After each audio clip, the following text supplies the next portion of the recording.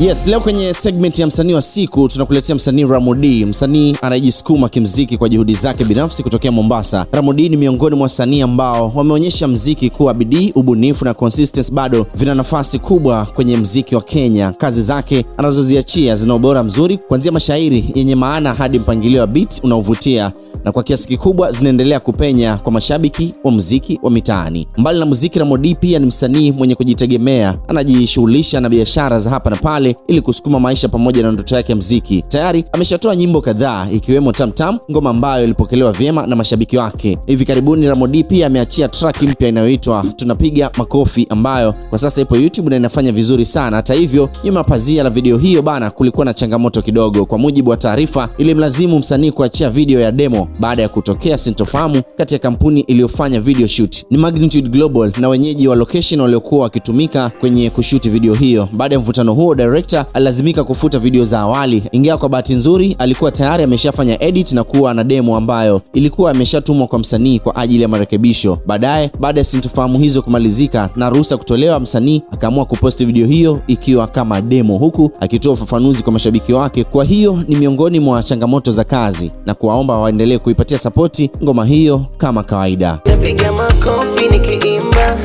kimuziki mimi nasonga, na masnichi wote wanavimba. Mimi napiga makofi nikiimba, kimuziki mimi nasonga, na masnichi wote wanavimba. Je, unamkubali kwa asilimia ngapi msanii Ramo D? Tupia comment ya kwako, na kama bado hujamcheki mtembelee kwenye platform zake. Enjoy muziki mzuri kutoka kwa msanii huyu Ramo D. Mimi ni Captain Nyota na hii ni Captain Nyota TV.